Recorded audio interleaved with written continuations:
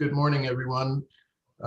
Welcome to the Friday, November 20th Financial Services Cybersecurity Roundtable meeting of Secure the Village.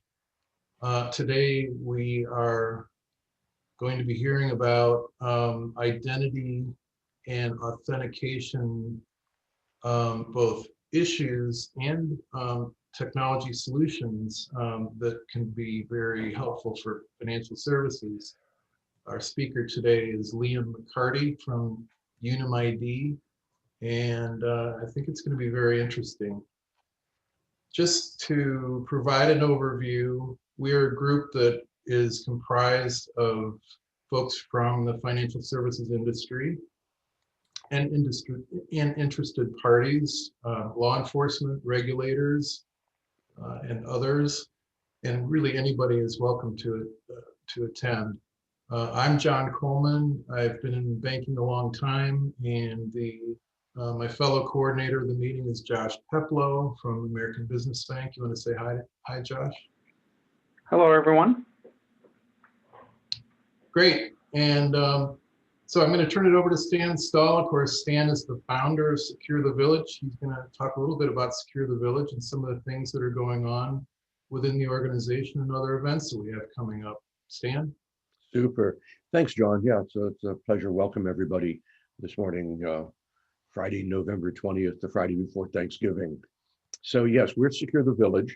We are a community-based response to the cybercrime and privacy crisis.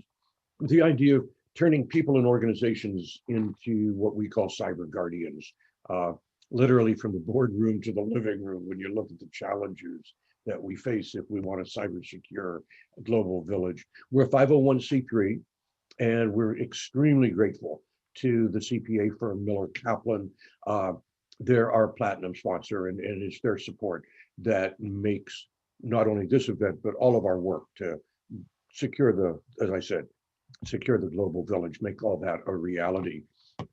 You've just heard from John and Josh real briefly, and they'll be back. And Josh, we do need to get a photo of you on this. So please, at some point when you get a moment, send one over. We'll drop it in. As John said, we're going to hear from Liam in a little bit. I'll turn it back over to you, John, before we do that. But just before we do that, we host a whole lot of different webinars. There's one every month that's devoted just to the general subject of information security management. And that one, our next meetings says December 10th. And my guest is going to be Scott Perangelo. I host that meeting. I'm actually speaking at the Insurance Brokers Cybersecurity Roundtable. That's going to be on December 15th.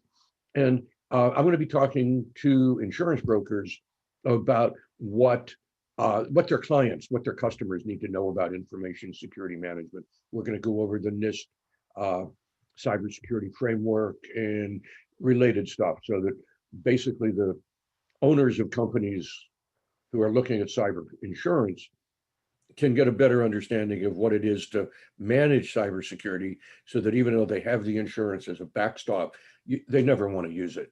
And John, you're going to host again December 18th is our next financial services roundtable. So with that, who we are, some of the things we do besides these webinars, we have a newsletter,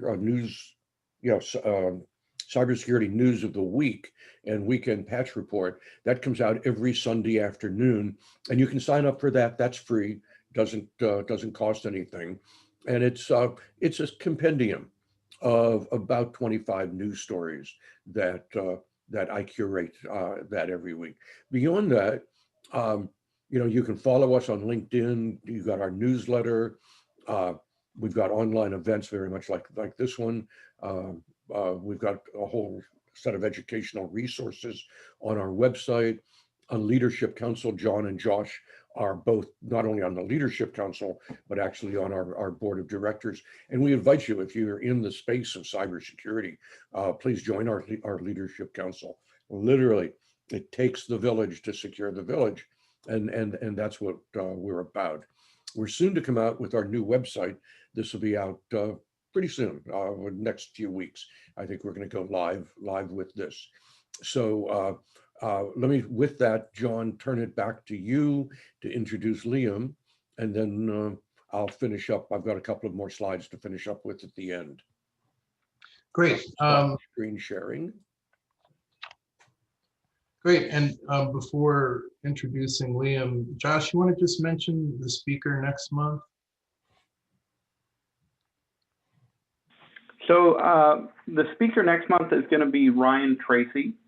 He's a deputy DA with the LA County District Attorney's Office, and he heads up, is one of the heads of the Cybercrime Division, investigating cybercrime against individuals and businesses. And he's going to give us kind of a outlook on what their office is seeing right now, hopefully a case study or two, and really give us what is facing LA area businesses and people as this threat continues to grow and just does not seem to stop. It's only getting worse. So I think that'll be kind of a good update on what's happening in our area, not nationally, but just in the LA area. Mm-hmm. Great. And then looking forward to January and February, we're going to have speakers from banks who will be talking about online fraud and money laundering, and also a gentleman who is the Chief Information Security Officer from Fremont Bank. He will be talking about just information security issues that not only, they're not unique to banks, they certainly apply to other businesses, but bankers will be able to relate to them. Okay, great. So once again, our speaker today is Liam McCarty. He, unfortunately, his brother isn't here. The two of them have been the guys that have, you're the founders of Unum ID, correct, Liam? That's right, yeah. We're almost indistinguishable. Yeah. Not a year apart, look the same. Yeah, we almost wondered if you were twins when we first met. But anyway, take it away. I'll just let you pick it up and run. Sounds great. Well, it's great to be here. This is going to be a freewheeling talk about digital identity, which is a topic that I think is absolutely fascinating and is going to be one of the biggest transitions in the next decade or two in terms of technology. At least that's our view. We think that this is going to transform a lot of industries. The challenge of establishing real identity online is surprisingly difficult. And if you can achieve it, it opens up many new opportunities that today haven't really been possible. So I have some slides here, so I'm going to go ahead and share my screen. Okay, so I think everyone can see this. Mm-hmm. Okay, so the name of our company is Unum ID, and that sort of encapsulates what it is that we're trying to do here. This is not so much about exactly what we're doing, though I'll include a lot of that as I go. This is just about the topic of identity broadly, and a lot of the things that we think about in the big picture terms of where this could go in the next several years. So this image on the right is, of course, very provocative, and it captures where we think things are headed, which I'll get to very shortly. So I think in one of the slides you saw that I have a physics background, so I'm going to use some examples from science to motivate some of this. Necessity is the mother of invention is one of these age-old aphorisms that I think is certainly very true. One of my favorite examples of this is the standardization of time. So for most of human history, there was absolutely no reason to standardize clocks from one place to the next, because if you were walking from one town to the next, or if you were riding on horseback, it didn't really matter if one town was 2.5 hours ahead of the other town, if they had idiosyncratic ways of recording time. As soon as you had railroads, though, that people could ride on to go to meetings and spend half a day in a different place, it became essential to standardize time. And in fact, it was the railroads themselves who did this. So Greenwich Mean Time was the creation of the Railway Clearinghouse in the 1840s. And this is what led to our modern notion of clocks and time zones and all of this, that today seems so obviously necessary, but that for most of human history was not at all necessary. And this is, of course, the history of technology in so many ways. A couple other examples that are still rooted in science, but moving closer to digital identity. The internet itself was born out of a need to share scientific research. So this was ARPANET, developed by DARPA, And this is the origin of TCP/IP and similar protocols that allowed computers to talk to each other, which again, today seems like an obvious thing you'd want to do. But for the first several decades of work in this area, it wasn't really clear that that would become such an important use for computing. And then, of course, Tim Berners-Lee and the World Wide Web, this was born out of his frustration that he couldn't access content distributed across multiple computers very easily. And so he proposed the World Wide Web in '89 as a way of doing that. And this was at CERN, which today is the biggest physics experiment in the world. I want to make the claim that identity is in very much the same category. So this is not obvious. If you look up identity document on Wikipedia as one example, there's this really quite amusing paragraph in the history section that, the first passport was in 1414, and then for the next 500 years, most people did not have or need an identity document, which again, today is sort of hard to imagine because we all carry around driver's licenses and passports and so on everywhere we go. But if you think about it in the broader scheme of things, anthropologists tell us that human beings can only know 150 other people.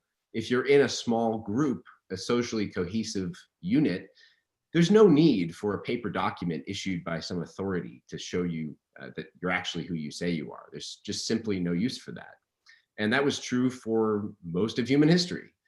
But in the modern world, we have a very different situation, which I'm calling a web of avatars. So in many talks about digital identity, you'll see this fantastic cartoon from the New Yorker. On the internet, no one knows you're a dog. And of course, they don't know if you're a cyber criminal either, which is part of the problem. But the reality is that dogs didn't evolve for the internet, and neither did people. And so we face this dramatically different situation in the online world than we human beings were developed for. So in '89, again, Berners-Lee proposed the World Wide Web. He published the first website in '91. By 2000, there were already 17 million websites. And last year, there were 100 times as many. And now 58% of the global population is using the World Wide Web. So the level of exponential growth here is pretty staggering. Interestingly, more than half of the time that people spend online is interacting with other people, just in the most basic sense. You write emails, you're on social media, and of course now digital banking and other activities are largely interacting with other people, and you're trying to move things around. And yet in the US, as one example, there are on average 130 accounts registered to even just one email address.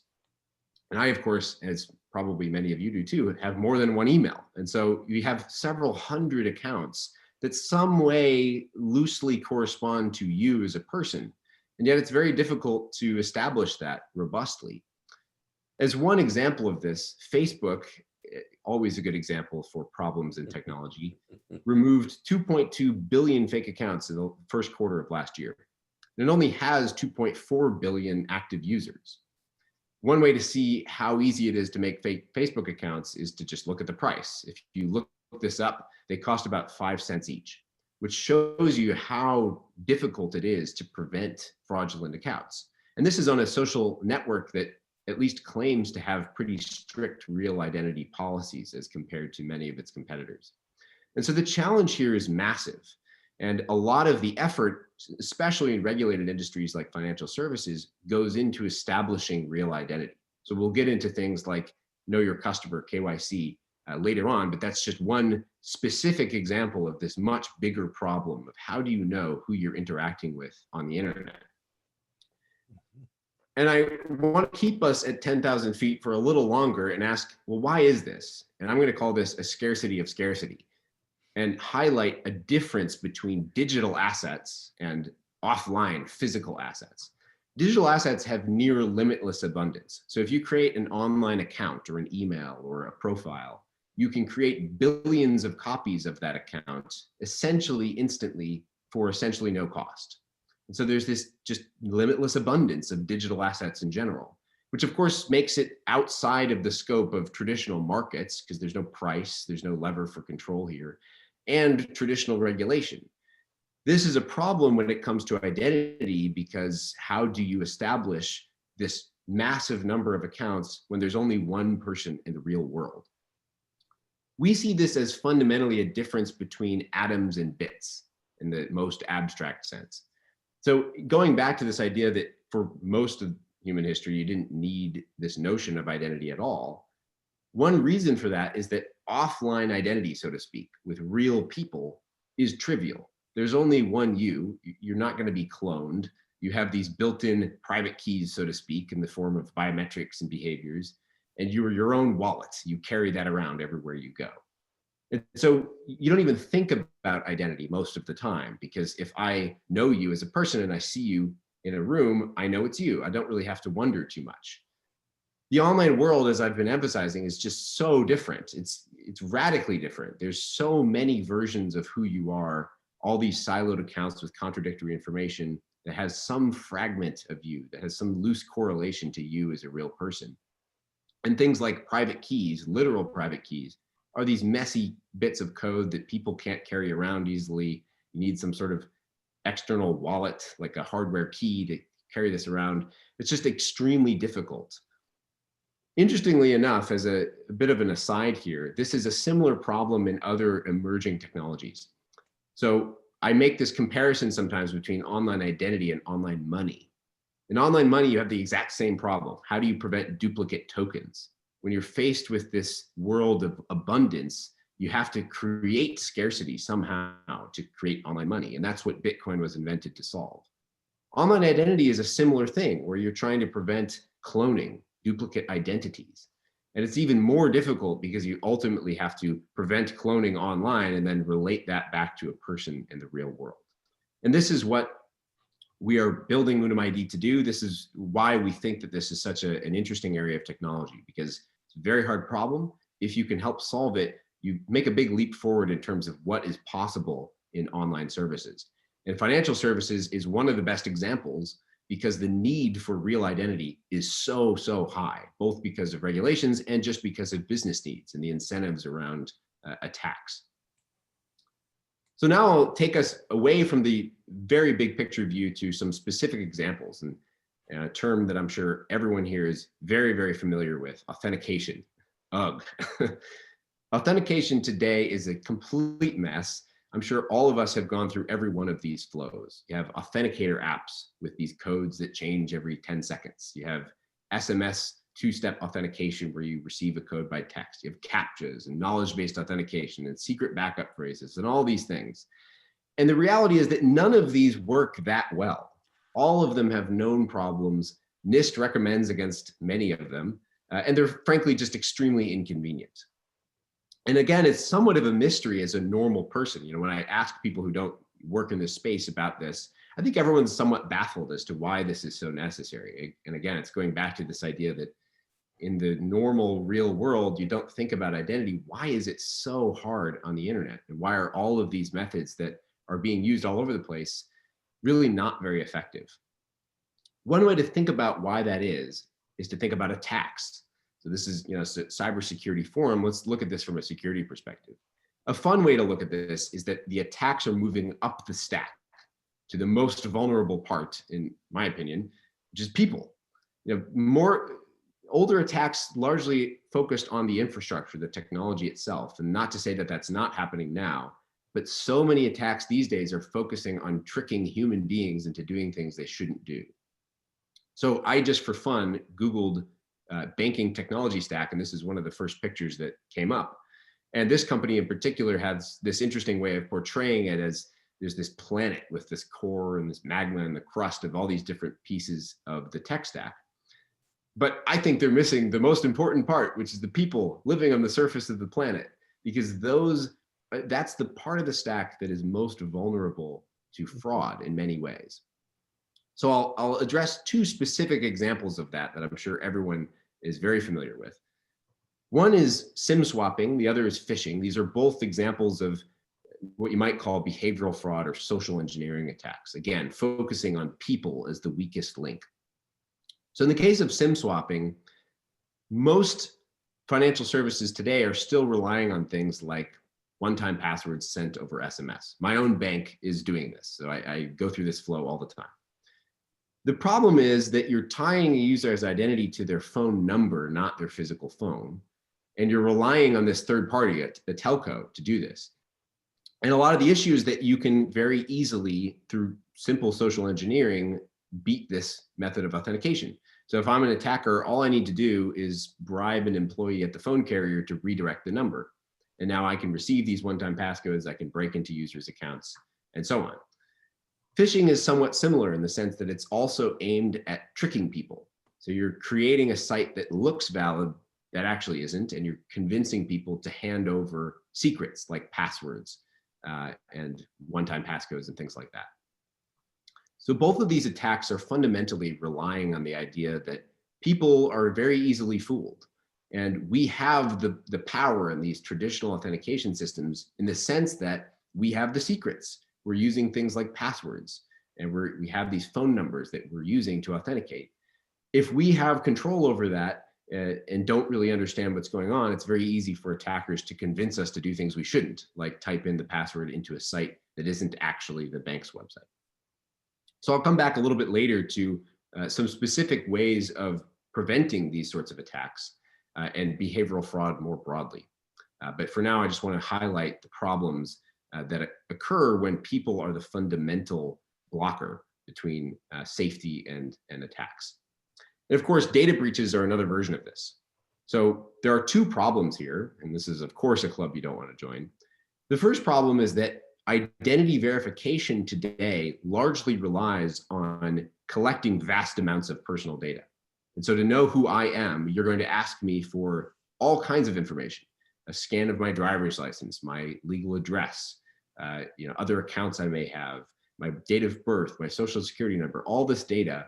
And you're going to make me go through all these flows to prove that I really am who I say I am. One issue of that is that you have to store that data somewhere. And so you create these honeypots where attackers have all the reason in the world to want to hack into.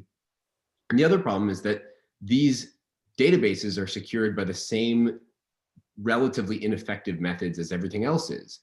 Most data breaches are caused by compromised credentials in one form or another. That's often things like stolen passwords or phishing employees to let them, to give an attacker access to databases that they should not be giving access to. And so there's this incentives problem fundamentally, because you have both this huge increase in liability from all this personal data being stored in vulnerable places, and the very authentication mechanisms that are meant to prevent problems in the first place are making those very databases vulnerable. And so a lot of the time we describe this as you're sitting on a gold mine. When you talk to a financial service, and everyone knows this, but I think it's an interesting way of portraying it. It's not just money that is a valuable asset that financial services in particular have. It's verified user data. This is a gold mine in the sense that everyone wants it. Attackers clearly want it, given the data breaches that everyone's so aware of, but also legitimate organizations want it. Verified user data is very hard to come by. Verifying user identity is quite difficult to do. And so with any gold mine, you obviously want to protect it from theft. But one of the things that we think will become more obvious in the next couple of years is that you should also be putting it to use. That right now, this is seen as a sunk cost to do know your customer verifications, for example. And seen differently, this is a huge asset that is currently largely unused. When a bank verifies my identity and goes through all of the inconvenience and cost of doing so, no other company can currently benefit from that, which is this huge inefficiency, because everyone is starting from scratch, trying to figure out, is this really Liam on the other side of the screen, or is this someone else? And so one of the trends that we're seeing is emerging technologies are allowing companies like financial services to put these gold mines to use by allowing other organizations to leverage verified user data with full user consent, where it ultimately ties back to the same person in the offline world. So I want to take a brief detour before I get back to that particular development and talk about some things that I think anyone who's a little bit familiar with this has probably heard of. One of them is biometrics and artificial intelligence. This is a huge trend in the space of, for example, voice recognition. The idea being that if you call into your bank's call center, wouldn't it be great if you didn't have to answer all these questions and about where you live and your social security number, and you could just, based on the sound of your voice, authenticate to the bank. This is largely based in what you might call artificial intelligence. Usually it's some sort of machine learning approach that recognizes that this is your voice and not someone else's, creates a unique code based on that. There are some fundamental problems with that, though, and I think the easiest way to see this is to take the biological metaphor a little further. All of these types of authentication are fundamentally arms races. And so if you do any research, even for 10 minutes on the internet about voice recognition, you'll see that the opposite side of the coin is voice synthesis, and that the machine learning methods that recognize voices are just as good at synthesizing voices. So from a few seconds clip, you can generate audio that sounds extremely convincingly like my voice, and you can make it say whatever you want. And so you can very easily imagine where this is headed. An attacker, all they have to do is spam call me, get 3 seconds of audio from me, and now they can synthesize my voice and defeat these emerging authentication methods. And so fundamentally, all of these biometrics have this arms race problem of how do you stay constantly ahead of the game so that you're not losing to the attackers trying to defeat these methods. There's one subtlety, though, that I think often goes overlooked. Many biometrics are cloud-based evaluation. So meaning there's some sort of data collection, like with a voice recognition, it's the pattern of audio. With face recognition, it's some sort of visual input. That's then sent to a cloud backend and evaluated there. There's also a different approach, which everyone's super familiar with, which is device-based evaluation. That's things like Face ID on your iPhone. These are fundamentally different from a security perspective because when it's all remote cloud-based evaluation, an attacker can spoof that from halfway around the world. There's no physical access required to the device. And so, your pattern of facial recognition, if I'm able to spoof that data, I can, from the other side of the planet, convince the cloud backend evaluating this, no matter how sophisticated the AI, that I am actually you and I can remotely access your account. That's different than device-based authentication because that's fundamentally evaluated locally on the phone. And so typically you require physical access to the device. There are still vulnerabilities. For example, someone could hold me at gunpoint and make me do Face ID to get into my iPhone, but they would have to actually be physically near me, which makes large-scale attacks much more difficult. So I just want to highlight that as an interesting subtlety to some of these biometric approaches, that when biometrics are evaluated on device, they can be a lot more powerful because they require this physical presence, not just data that can be spoofed from anywhere. So one approach you might take to trying to get out of this arms race dynamic is asymmetric cryptography, which is not a new thing. Everyone knows about this, especially people in security.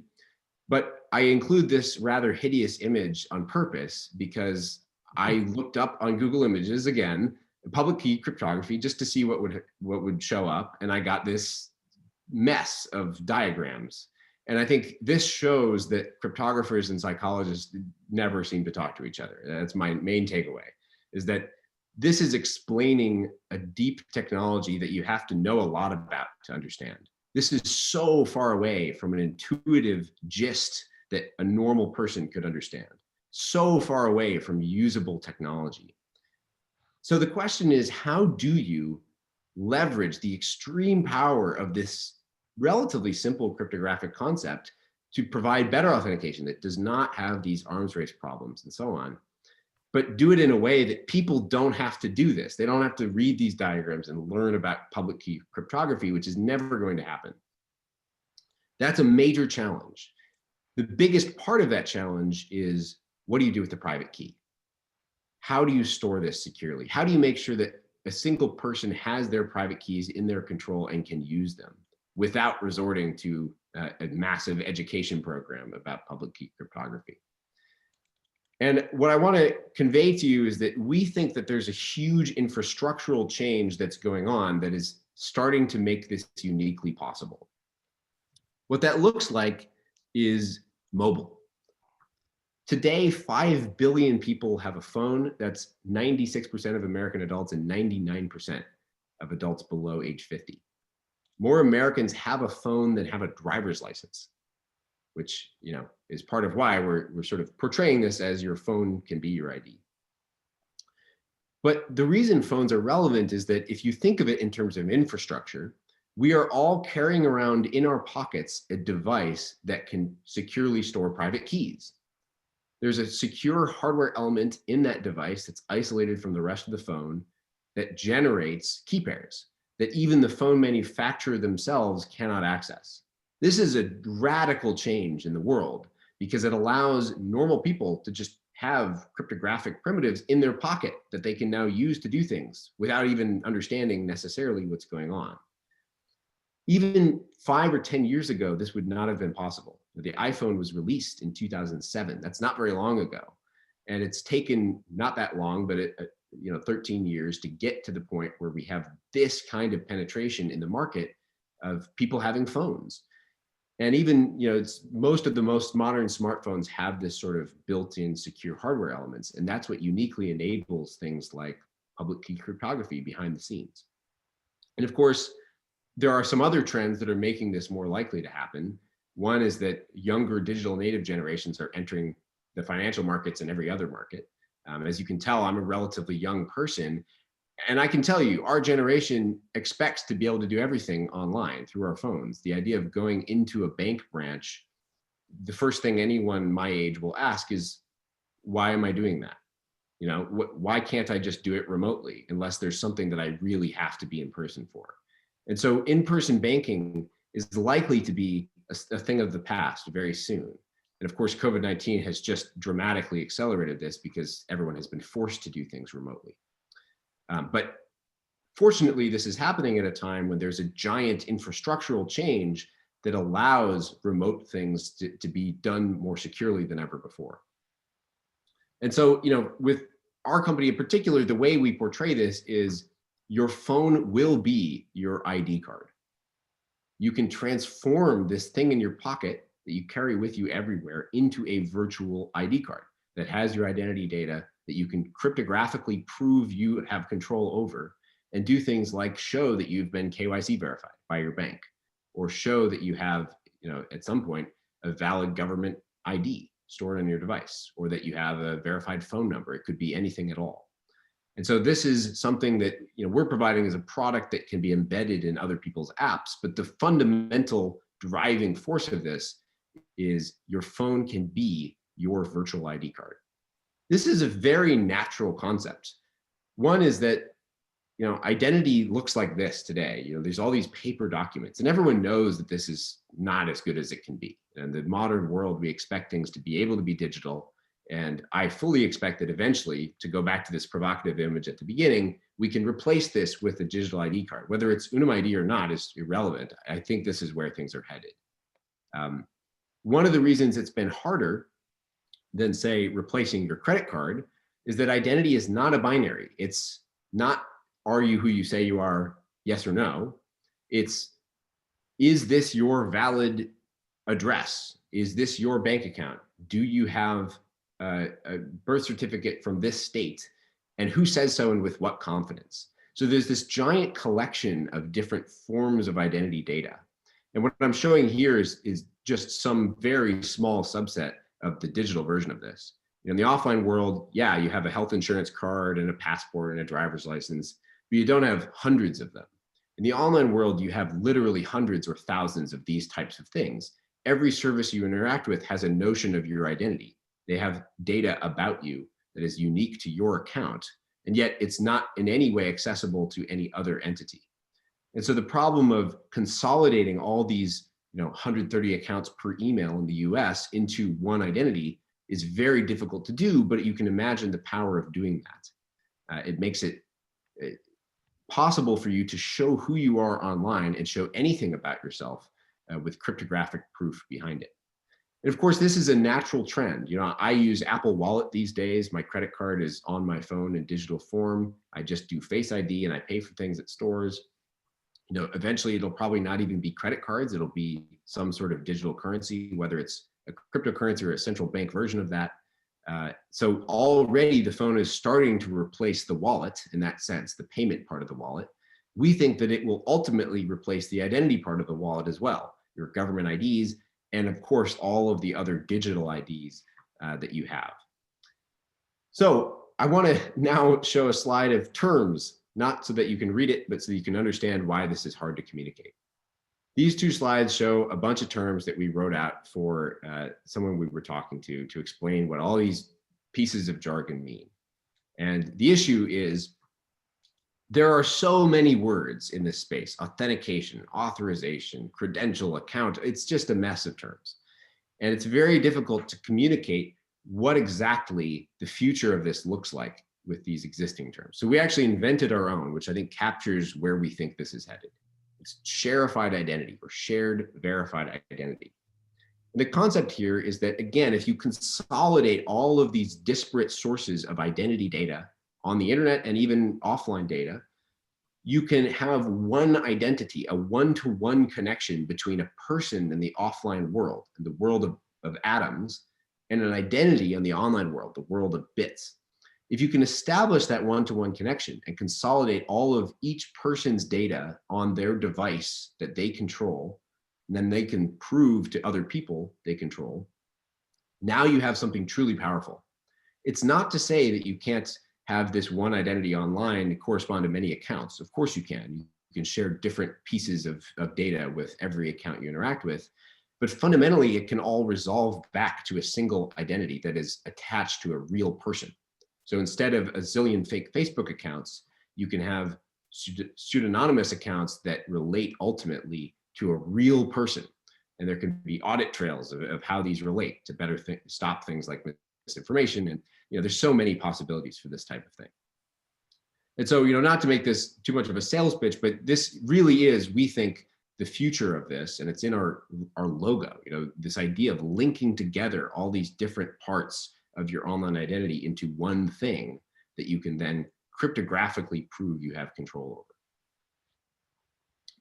So, I want to stress this notion of local aggregation, because you might wonder, is it really that important to have this, combination of different pieces of identity data? Why not just continue the system that we have today, where it's really one-off relationships? I have an account with my bank. I have an account with, my mutual fund provider. I have an account with my social media site, and they're all sort of these independent things.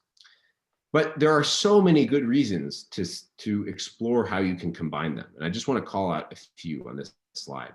So what we're proposing here is, imagine you have all these different types of identity verification, like a scan of your driver's license from company A and facial recognition from company B, and on, all these different types of verifications that you could do. If you have a record of that on your device, or you're provisioned by your device, you can then share different pieces of that with, a bank call center, or with a KYC data with some fintech company. You can pre-populate forms at a health clinic. The possibilities here are really quite endless, but the advantages to businesses are huge. The verifications, for one thing, can be changed over time. So I talked before about this problem of the arms race in biometric checks as one example. This is not just a problem in the sense that it's dynamic, so you have to stay ahead of the curve. It's a problem because if you're the company consuming that verification, you have to figure out what to do when that voice recognition algorithm gets beaten. You don't want to have to form entirely new business relationships, new partnerships with different providers every single time that happens, because it's going to happen all the time. And so it's very useful to have this layer, this sort of aggregation layer, where you can easily swap in and out different types of verifications depending on the context and what you're trying to do, and depending on how robust these things are over time. The second motivation here is that you can combine verifications. So one way of seeing this is from the security perspective. So I often use, again, a biological metaphor here. There's this notion in biology of an antibiotic cocktail being better than any one antibiotic. One famous example of this is with HIV, where the best approach is to combine many different antiviral drugs to treat HIV, because the combination of them is so much better than any one of them will ever be.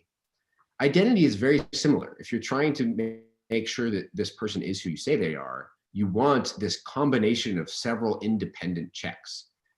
Today, that's very hard to do, because if I sign up for a bank account, that bank starts from scratch. They know nothing about me. And so they have to walk me through this very arduous flow of 10 minutes to several days, depending on the level of check, where I enter all this information that I've already entered 100 times elsewhere. I verify it with their internal processes or third party that they're paying to do it. And they go from 0 to 100, or at least they try. Imagine how much better it would be if they could consume verifications that have already been done from all these other independent companies for a fraction of the cost with much higher confidence, because there's this aggregation, this combination of different verifications. And the last reason to do this is that we live in a world now where privacy and security are essential. And I'll get into this a little bit more later, but this is data aggregation in a very specific sense. It's per user. So you can do this on a user's device, or provisioned by their device, so that they have control over their data. It's per person. It's not in these giant databases vulnerable to breaches. So this is sort of an approach that the more privacy and security regulations come out, the more attractive this is, the more likely this is to happen, just given even the regulatory environment. The simplest case of this, I'll draw an analogy now to big tech. Google and Facebook, as two examples, faced very similar dynamics that modern financial services and other regulated industries face today, where they had these giant gold mines of verified personal data. In their cases, it was largely things like verified emails and friend networks. They originally were just single websites, really. I mean, Google was a search engine, Facebook was a social network. Today, they're much, much more than that. They are gateways to the internet because of sign in with Google and sign in with Facebook. And the way we view this is, this was Google and Facebook using their gold mines of verified personal data to become essential way beyond their niches. So they were saying, okay, well, we're going to offer to all these sites the ability to have instant account creation with just a verified email address, because it's better for the user, it's really fast, very easy, and it's better for the site because they don't have to go through the email verification process or take the risk of not verifying the email and then have all these bot accounts. And that made Google and Facebook literal gateways. You would never delete your Google account because you've used it to sign into dozens of different websites. So that is sort of a root of who you are on the internet. And of course, financial services and regulated industries are like this, but to a much greater extent, because the value of the data is so high, the level of verification is so high. And so, when we talk, for example, to small fintech companies, they would love to purchase a KYC verification that a bank already did about this user that wants to create an account, because it means instant account opening for them and much higher verification than they can afford for a lower price. But today, this just isn't possible. So I'll get into a little bit later how we think that this can become possible. But the point is that this is a trend that big tech tapped into many years ago at this point, but that we think many other industries can leverage with this new technology. So I talked before about how this is a gold mine of verified personal data. And of course, one thing you want to do is secure the gold mine. You want to prevent these credential-based attacks. You don't want stolen passwords being the reason that you end up on this chart of the world's biggest data breaches. And yet that's what keeps happening. Every single week, there's another article about a giant company that has these problems. And so I'm going to just show you a very brief demo of one approach here that we're taking to try to do this. Again, it's not so much about this particular approach as it is about the broader trend of technologies that are making these sorts of things possible that we think are very exciting. So I'll move over to this screen. So this is a demo of just our little site here, Acme Inc. On the left is my phone screen. This is my actual phone. I'm just mirroring it here so you can see it. And I have the Acme app. Imagine this is a bank. So normally when I would go to the Acme website, I would need to sign in the traditional way. So for my own bank, US Bank, what I do is I enter my username and password. I then get a one-time passcode sent by SMS. I type it in and I'm authenticated. This has known problems like SIM swapping, and yet this is the norm today. You would much rather have public key cryptography, like I talked about before. The issue being, how on earth do you deal with the private key? With modern phones and modern apps, you can do it very easily, and it looks just like this. To sign in with multiple factors of authentication, all I have to do is scan this QR code and do Face ID in the app, and I'm instantly authenticated and logged in. This is in fact, 3 factors of authentication in a fraction of a second with no shared secrets. Because what's really going on behind the scenes is in part that there's a private key stored in the secure hardware of my phone, and there's a cryptographic signature being generated and shared with the Acme Inc. website so that it can check that it's really me. That's combined with biometrics, it's combined with existing account data. This is way more secure than things like SMS one-time passcodes, and it's also really easy. All I have to do is scan the QR code and do Face ID. It's extremely simple. And this works in lots of other ways as well. You can get a push notification or SMS, which is the same basic process where I get a push, I do Face ID. And again, behind the scenes, there's all this cryptography going on that makes this possible. And one of the big benefits is that it also prevents other types of behavioral fraud. So phishing is one example. Phishing is not that hard because if you're my bank, an attacker can just look at your site and create a website that looks very similar and send me phishing emails that look like it's from my bank. And even for a user like myself that literally works in the space, sometimes I don't really know, like, what is this email from who I think it is? It's hard to say. And I spend a lot of time trying to make sure that it really is. In this case, the authentication is going both directions. And so phishing is just not a possibility. So to make that more concrete, this QR code is not just any QR code. It's cryptographically signed with the bank's private key. And so my app behind the scenes is checking that it really is from Acme Inc. So an attacker could create a site that looks convincing, but I, as the user who doesn't know any better, when I try to scan the code, nothing's going to happen because my app is going to check the signature and realize that it's not a valid code. Furthermore, there's nothing to share. There's no secret. There's no password. There's no passcode even. So I'm not sharing anything with this website that could be phished. So it fundamentally protects me against many of these forms of behavioral fraud and in many ways improves the user experience. So as we like to say, the sign-ins, they are a-Changin. We think that floppy disks are a thing of the past. Your kids don't know what these are. We think their kids won't know what username and password logins are. This is clearly an approach that has been hanging on for dear life for many decades at this point that we think is about ready to start changing. New technology like modern smartphones that can store private keys enable better forms of authentication that are frankly better for the user also. They don't have to remember these passwords and rely on that as their main source of security. This is also a huge deal in preventing data breaches because again, so many data breaches fundamentally result from stolen credentials from employees or phishing emails sent to employees to get them to hand over sensitive information. When they can't hand over things, you're fundamentally better protected. So now to go back to this idea of sharified identity, you might ask, okay, I can see why this is useful. Like, why would you want to do this? I can see that, but why has no one done it? This doesn't seem that surprising. And we see that there have been 3 core problems. And these are really significant problems that, again, technological and regulatory changes are making very different. So the first problem is coordination. This notion of allowing people to sort of have this identity on their device that they can share with all these other entities is a coordination problem. This is a marketplace. You need some sort of horizontally integrated provider. A single company can't do this.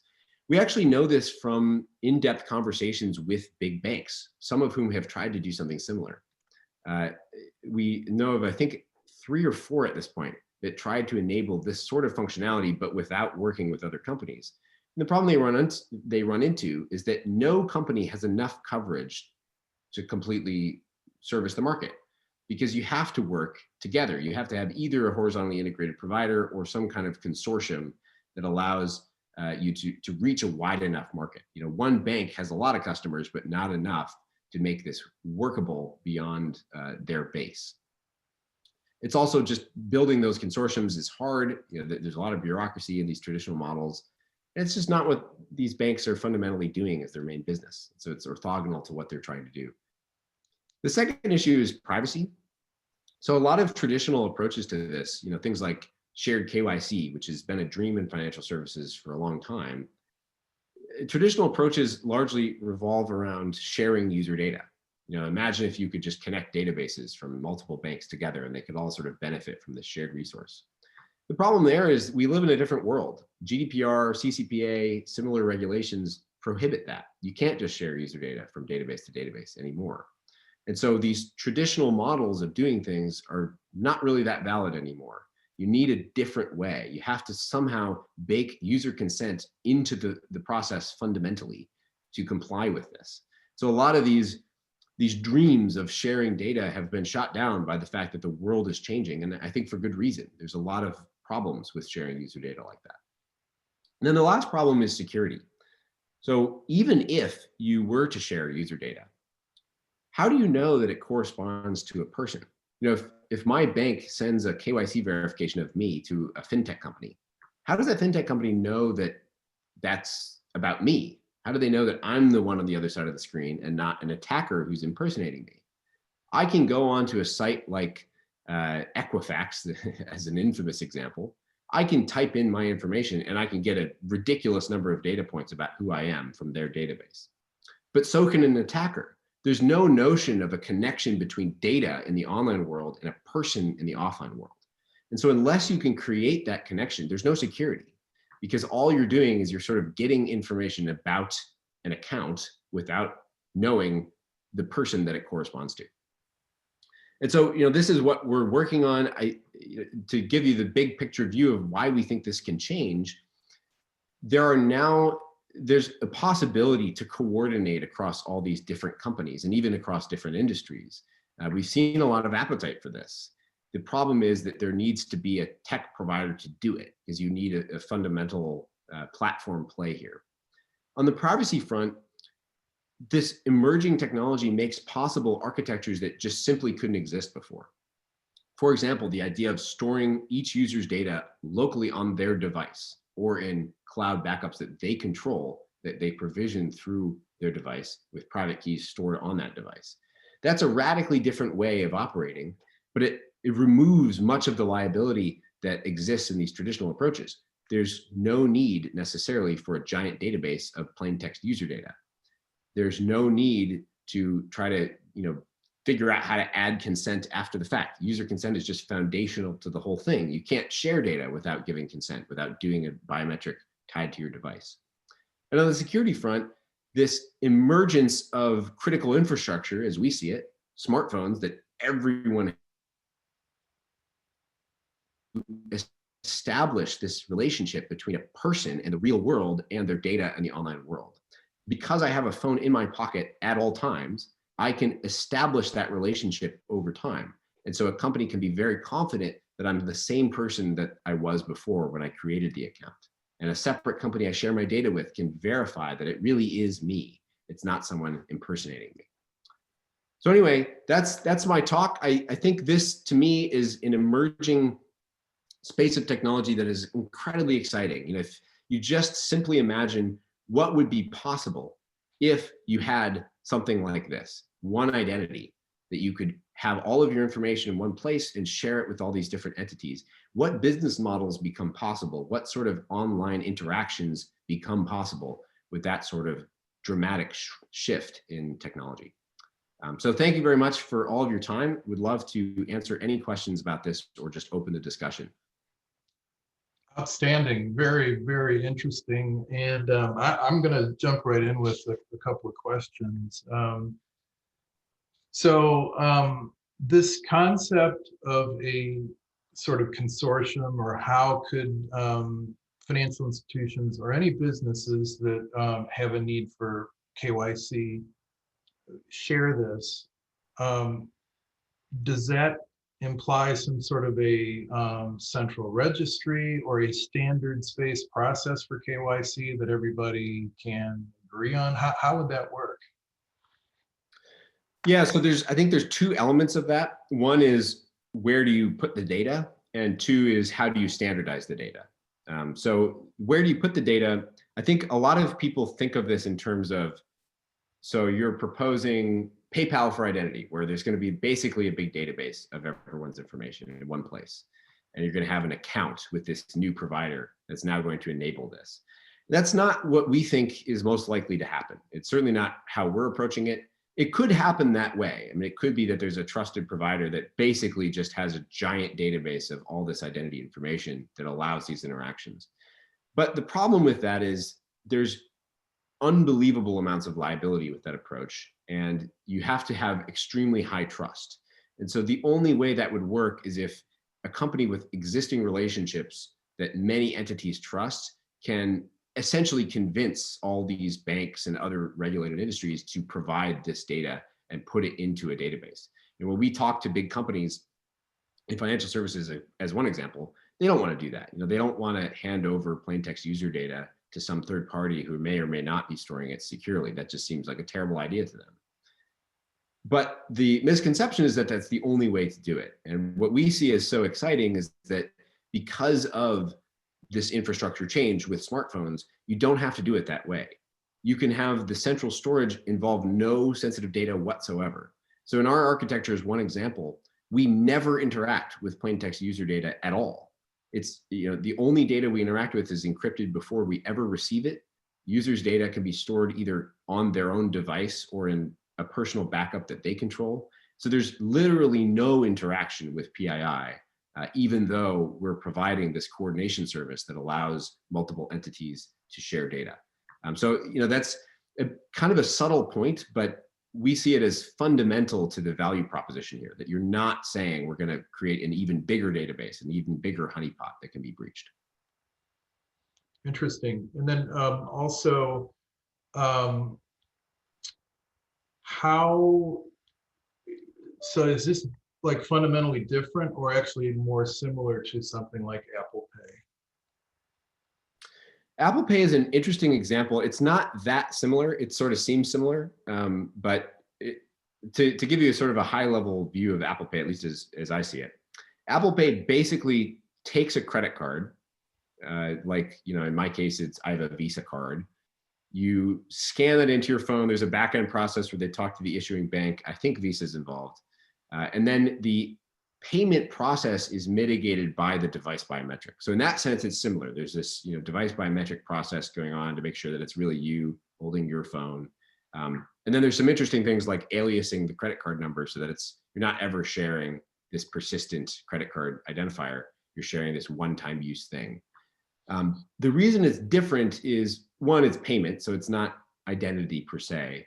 And two, it's sort of leveraging existing infrastructure. So it's a digital version of a credit card. I think the next phase will very likely be, I'm not sure on what timeline, but will very likely be eliminating credit cards altogether or some sort of new version of that. With digital currencies, you don't need the same type of infrastructure that you would with a credit card. So it would make more sense if you could start from scratch to just say Apple Wallet, Apple Pay is not like this credit card on your phone. It's just a wallet for currency that you store and you can use in stores and online. Well, I'll tell you, it's interesting because, and this is going back to earlier in your presentation when you were talking about, the adoption of smartphone technology and whatnot. The interesting thing is that unlike a lot of technologies, the penetration into third world countries and with poor people is actually really, really good because they didn't have the physical infrastructure of telecommunications and all that. So they were very quick to adopt, wireless and smartphones as their primary means of communication. So, the TAM or total addressable market, as you say, is really, really interesting, both up and down, economically and geographically, Exactly. I think it's, no one could have predicted this, I think. Maybe Steve Jobs, but I doubt it. I mean, I think the idea that 13 years on from introducing the first smartphone, this many people have a smartphone. I mean, it's incomprehensible. I mean, the amount of time people spend on their phones, it's unbelievable. I don't go anywhere without my phone. But that's part of the point, is because I don't go anywhere without my phone, I'm just frustrated that I can't use it as my form of identification. It would be so much better. It would be more secure, easier to use. It makes all the sense in the world. It's a big lift to get there. So I think, the phone itself is just the infrastructure. There's so much else to do. But I think in terms of you as a startup founder, you look for big waves of technology. Like you want to see this kind of inevitability. Like you think this will happen. And personally, I think this is in that category where it's hard to imagine something like this not occurring. Whether we'll be part of that, who knows? Whether it will take the form I'm describing exactly, I don't know. But the idea that there's so many phones out there that everyone has with them all the time, it just makes all the sense in the world to make it an ID card. So last question. And you pronounce it Unum ID, not Unum? Unum, yeah. Unum, yeah. So you guys are pre-IPO, correct? Yeah, no, we're an early stage startup. We're a small team. We started this 2 to 3 years ago, depending on where you count. So we're early stage. We're just starting to get into our first pilots and that kind of thing. So yeah, it's very early days with this tech. Very exciting. And do you see adoption in a, or do you have a lot of interested people, and have any of the major institutions decided to do pilots with you, or can you discuss that? Yeah, no, we have tons of interest. Franklin Templeton just became an investor, so they're super interested. They want to do a pilot. Lots and lots of big companies, I think, have been interested in this space for a while. One of the interesting trends we've noticed is when we were talking about this, say, a year ago, it was on people's radar. People were thinking about it, but it wasn't top priority. COVID-19 has changed that dramatically. Mm-hmm. People see this as essential now because part of it's just you're being forced to do so many things virtually. The level of behavioral fraud that's happened as a result of remote work and remote access to bank accounts from the consumer side, it's just staggering. And everyone's trying to figure out, how do you stop this?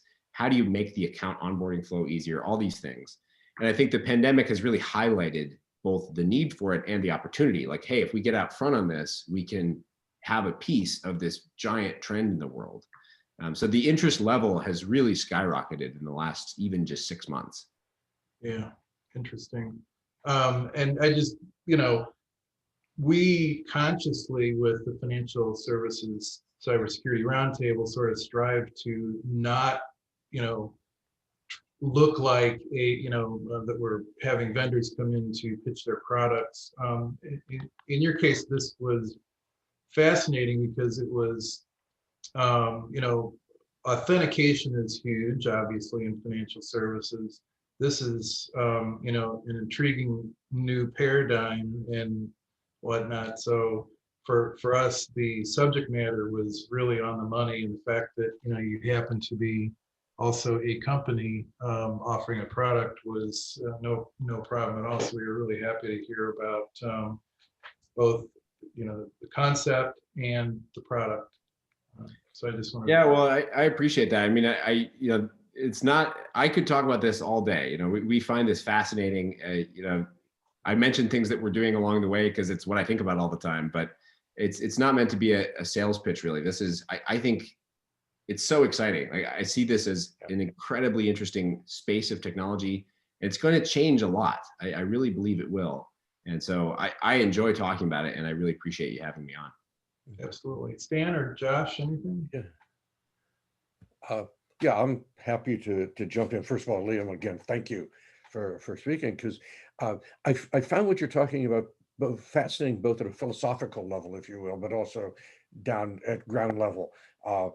Philosophically, this whole idea, your metaphor of a small town where everybody knows everybody, and therefore authentication, if you will, is obvious. I walk into a store, I've lived in that small town all my life. The storekeeper knows who I am. It's like easy. The storekeeper doesn't have to take a picture of me, send it off to some centralized authority and say, hey, is this Stan? Get an answer back and says, yes, it is. Good, now they can interact. I mean, that's not how it works. So I find that very, very fascinating. The other thing that you said, the distributed versus centralized identity management. I think one of the things we're learning with disinformation and fake news and all of that, the fake Facebook sites that you illustrated, centralized identity management is dangerous philosophically, democratically. if you will. It's dangerous. So having it distributed, you're not putting all the keys to the kingdom, if you will, into one centralized place. And to me, that's absolutely vital. But now a question down at ground level, if you will. So let's say I'm using Unum ID, and on the one side, I use it to tell my bank who I am, and I do that with one email address that I use for my banking and things like that. And then I go off to let's say my gambling website. And now I've got a user ID that's very different. It's a one-time, it's an email account that I never use for anything but these nefarious things that I do online. What's to prevent the gambling website to get information about my banking information, because it's all living inside my iPhone, my smartphone. And when I make available what I do to my gambling website, how do I limit that? How do I make sure I control that, not the gambling site? Yeah, it's a fantastic question. This is a lot of times in the community, people talk about this in terms of correlation. How do you prevent indirect knowledge of some other part of your activity or your identity from a source that you don't want it to be known from? So one approach is this aliasing that is becoming very common. Things with Apple Pay and now Sign In with Apple creates an alias of your email that forwards to your email. It's not your actual email. So things like that are relatively simple, but can do a lot. There's an equivalent of that in this space where you can call them, the technical jargon is pairwise unique, but the idea is that you're sharing not just this persistent identifier, but a one-time use unique identifier with each service that you're interacting with. And so, we often talk about one identity, Unum ID, which is where it roots to, but it doesn't mean that you have to share the same persistent identifier with every relationship you have. So in your example, you wouldn't share any common information between those two sites. The fundamental goal for the site is really just to know that you're not a bot, to know what they need to know about you. And so you can provision access to that very precisely so that you don't have this problem of they can sort of indirectly figure out what's going on. So I think that's a really important thing to stress, because it's not to say, as one of the most common examples, social security numbers. What a disaster that we use these as identifiers, right? And a lot of the problem is that they're persistent. So, you can't get a new one. I think technically you can, but it's a complete nightmare. So, we don't want to create a digital version of that because it would be even worse. So the point of this is to very explicitly avoid that, to your point. Yeah. So what's that look like so I'm now engaging with this gambling website, let's say. So I'm going to use this. What do I have to do at the back end on the smartphone so that when I go to the gambling site, it gets this information, A, B, and C. When I go to my banking website, it gets information F, G, H, and I. How's that managed? Yeah, so I'll give you two intuitive ways of thinking about this that I think will get the gist across. One is that, we're talking about everything in terms of key pairs, like private keys and public keys. This is a much better approach if you can do it. If you have a smartphone, you can, because you can securely store these private keys, use them for various things without exposing them. But it doesn't mean you have to have one key pair that you use for everything. So, one way to think of it is you have unique key pairs for every relationship. So that itself should not reveal anything about a relationship you have with other services.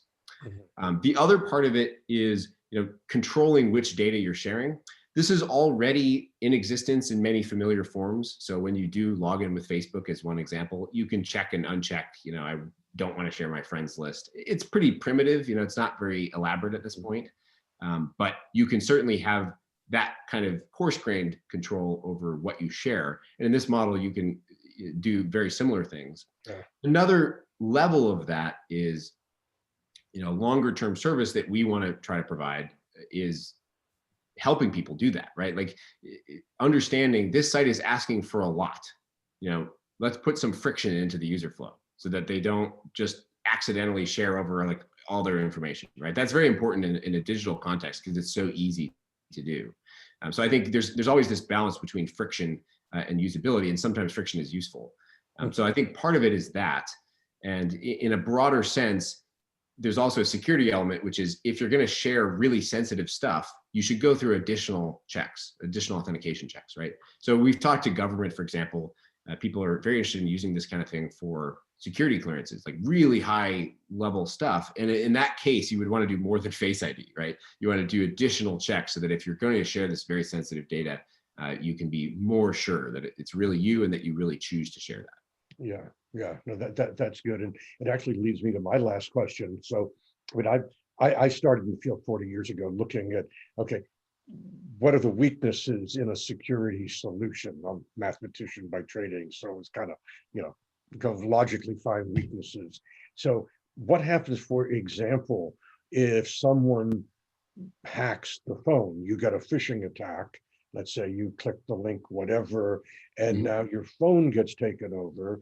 You're authenticated to the phone, so the phone's live, so to speak, but then you've got this agent acting unbeknownst to you on your behalf, now going off and stealing information and so on. And that more generally, where do you see, and you may not know the answer to this yet, I mean, it may not have surfaced in the research, but where do you see the potential weaknesses in this solution, or knowing that, quote, there are no silver bullets?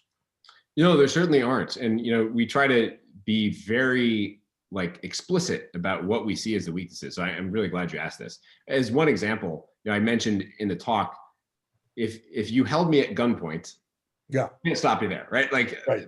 You're going to get me. And so it's not to say that there aren't weaknesses. That's a very obvious one. The advantage of that one is you can't do that at scale. So you're not going to hold 1 million people at gunpoint. And so part of the approach here is to say, what we want to do is make it way harder to do remote attacks at scale, because that's really the problem. These one-off attacks are not good, but they're much, much less of a problem. In terms of why the phones are this infrastructure change that make this better, a lot of it is that this secure hardware is isolated from the rest of the phone. This is a really important, subtle detail, that you have these secure hardware elements that even Apple, who made my phone, when I create a key pair in that secure hardware element, they can't access the private key. Yeah. An app can create signatures using the private key, but they never access it. And so it's isolated from the rest of the device. It's only very loosely tied to the OS. And so it would take basically a 0-day vulnerability to expose that in any sort of remote way. So even if someone had access to my device, they need physical access to do things like access the secure hardware, because fundamentally that's going back through the device biometrics, which are properly understood as a kind of convenient alias for your passcode. So that's why if Face ID fails, you ultimately fall back to your passcode. And so, they'd also have to know that. They'd have to have a way to remotely create that. So, there are vulnerabilities in the sense that if there's some fundamental issue in all of the hardware and software, you can't get around that. But it's vastly more difficult for an attacker to breach that than these traditional systems, where it's like they use their passwords on this other site, so we'll harvest that and type it in. Super. Thanks, Liam. John, you Well, want and, I was just going to say, on a fundamental level, kind of going back to Stan's original question, it really, really makes important, some of the more basic security features that you have around your phone, such as, locking screensaver, so that if you do lay your phone down or whatever, somebody can't just come along and pick it up. Yeah, Face ID is the best solution, but so many people rely on a 4-digit code that's somebody's birthday, and that's just not really a good idea. So that's kind of where some of the work that we do in Secure the Village on a very basic level is to try to keep repeating those messages that basic security processes are really, really important, just at the individual level, starting very early in life and all the way through to, older folks that might be picking up a, smartphone for the first time, that sort of thing. Yeah, it's such a good point. I mean, the education part, I think, is essential. And I think in some ways, when I look back through the history of a lot of this stuff, there has been this massive public education on many topics indirectly. And I think that's starting to happen with some of the security stuff where, people are used to the fact that they unlock their phone with a biometric. This is a pretty dramatic shift in the world. I mean, if you had said 20 years ago that that's what you were going to do every day, hundreds of times, I don't think anyone would have understood what you even meant. And so I think, one of our hopes is that as these things become more available and the security controls are proper in the sense that, you can't, if you have an app using this type of technology, it locks after a few seconds. Like it doesn't allow you to simply leave it out and have someone take it, that there are additional checks beyond just things like Face ID, which is like the most minimal version you could have. That'll start to sort of educate people indirectly, even if they have no understanding of the low-level details, which they shouldn't have to, that it will make people a little bit more aware, or at least sort of force them to act in more secure ways. But I couldn't agree more. This education is so crucial. One of the things I love about Secure the Village as even just a term, but certainly on the website as well, is this focus on the human elements. Like I think sometimes security gets too technical, and not all security problems are technical. A lot of them are human problems. Like how do you get people to understand the basics and to think of it as a community effort to secure systems? And I really love that emphasis because I think it's often overlooked and very, very important. Yeah, Definitely. Yeah, thanks for that shout out, if you will. But you're absolutely right. I mean, this is the whole, from our perspective, from the boardroom to the living room. I mean, everybody's got a role to play here. And as you were talking, the image that I was having was, well, back it up 100 and 110 years ago when the automobile was first coming out.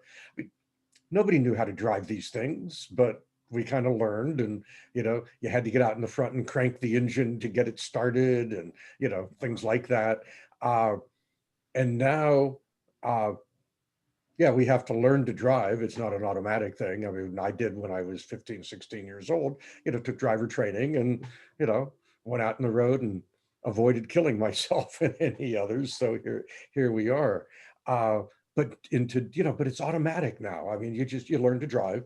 You don't need to know what's under the hood to drive successfully. I mean, yes, you need to know how to read the gauges. Do I have enough air in my tires and, things like that. But, you don't need to know how an internal combustion engine works or how a battery works or how a motor works or anything. You just drive.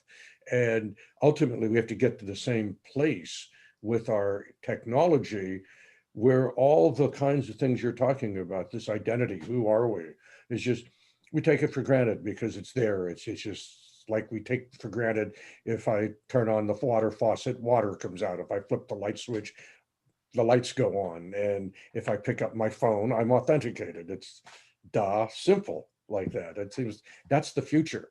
And we're moving into that.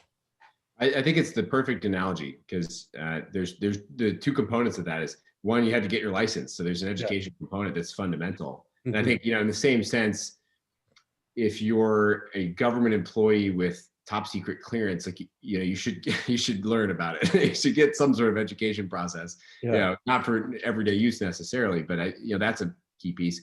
And then the other thing that I think is just so fundamental, and I think about all the time, is abstraction. A lot of the time, I admire the community of people sort of working on this stuff. Unfortunately, a lot of times it gets so technical. I think people forget it's not about the technical details from a user perspective. Like, you want to hide as much as possible. The car is this just magnificent example where you have this incredibly complicated machine and there's 3 degrees of freedom. I push the accelerator, I push the brake, and I turn the wheel. That's all I have to do. Yep. And that's an amazing accomplishment in user experience. I'm sure they didn't use the term at the time.